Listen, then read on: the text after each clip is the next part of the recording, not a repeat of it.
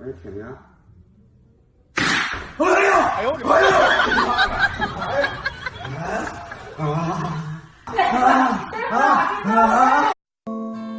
！lo yang chi ua trao cú tao chạy khó kia ly kia tua lo yo thành có 一起唱情歌，很任性，相爱过，很任性的执着，很任性的以为自己放手是很洒脱。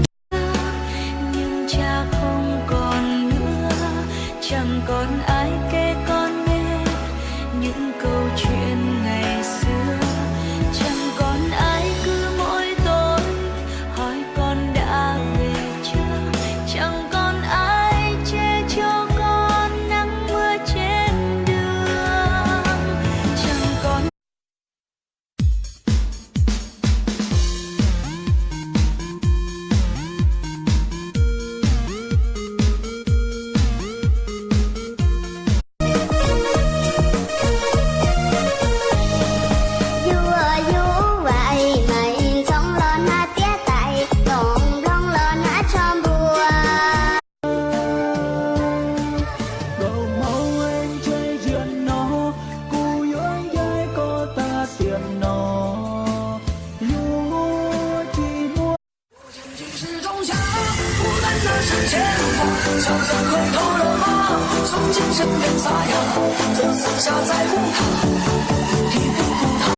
phần ở trên kia cao quá mãi mãi không độ tới nàng vạn dặm tương tư vì ai tiếng mõ vang lên phũ phàng chùa này không thấy bóng nàng มองดูคนมากมายสลับกันไปกับมองตัวเองยิ่งมองดูก็ยิ่งสงสัยว่าทำไมเขามีคู่ควรต่างกับเราที่ไม่มี 1, 2, ready, go.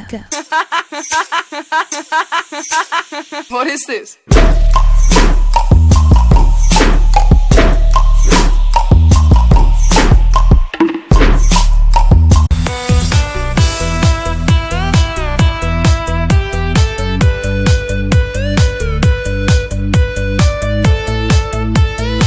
but that's alright hush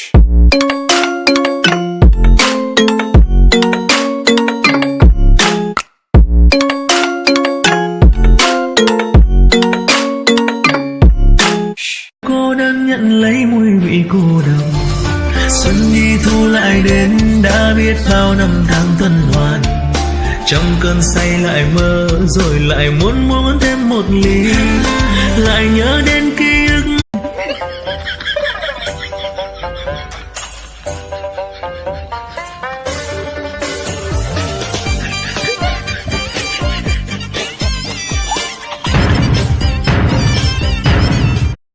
说不完的话，找不完的借口，是不是会狠心把我骄傲解剖？爱着谁的他，能否将你接受？是不是会上瘾？拜托慢些降落。嫩芽苦涩的你都却咽下，只把最甜的留给他。是谁成功？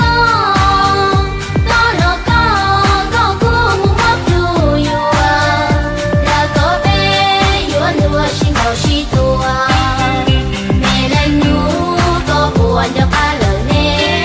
Ê, 3 giờ anh còn chưa ngủ. Tương tư về em biết bao nhiêu là cho đủ. Chẳng phải người âm phủ ngày ngủ đêm bay, nhưng mà giờ lúc nào anh cũng như là thằng trên mây. Ê, tóc em là suối, mắt em là hồ, nụ cười em là nắng để cho lòng này ngẩn ngơ. Chẳng phải là xuân diệu anh cũng biết làm thơ, vì giờ trong đầu anh toàn thương với nhớ. Đi cùng với em trên một đoạn đường dài, chỉ mong được một lần nắm tay dù là đi đến sáng mai.